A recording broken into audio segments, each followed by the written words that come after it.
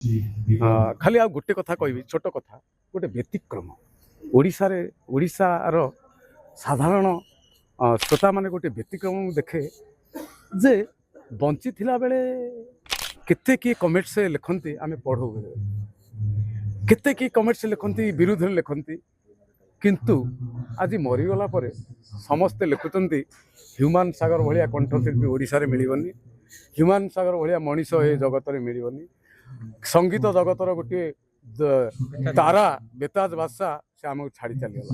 ଏ କଥାର ଅର୍ଥ ପ୍ରକୃତରେ ସତରେ ମୁଁ ବୁଝିପାରେନି, ଏ କଥାର ଅର୍ଥ ଏ ଗୂଢ଼ ରହସ୍ୟ ମୁଁ ବୁଝିପାରେନି। ତାହେଲେ ଭଲ ଶୁଣିବାକୁ ତାହେଲେ ଏଠି ମଣିଷକୁ କଳାକାରକୁ ମରିବାକୁ ପଡ଼େ, ତାହେଲେ ମରିଗଲେ ବୋଧେ ଭଲ ଶୁଣିବାକୁ ପଡ଼େ।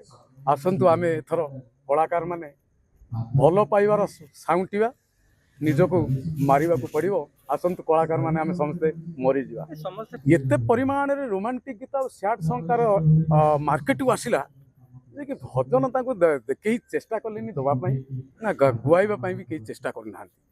ଆଉ ଯଦି ରୋମାଣ୍ଟିକ ଛାଡ଼ି ମାକ୍ସିମମ୍ ତାର ଭଜନ ଆସିଥାନ୍ତା, ସେ କେବେ ସଙ୍ଗୀତକୁ କେବେ କ୍ୟାରିୟର ଛାଡ଼ି ଦେଇଥାନ୍ତା କି, ଭଜନ ଗାଇଥାନ୍ତା। ତେଣୁ ମୋ ଜାଣିବାରେ ମୁଁ ଭଜନ ଗାଉଛି ଯେତିକି, ମୋ କତିରେ ଯେତିକି ରିପୋର୍ଟ, ତାକୁ ମାକ୍ସିମମ୍ ସ୍ୟାଡ୍ ଗୀତ ଦିଅନ୍ତି, କମର୍ସିଆଲ ଗୀତ ଦିଅନ୍ତି ଆଉ ରୋମାଣ୍ଟିକ ଗୀତ ଦିଅନ୍ତି।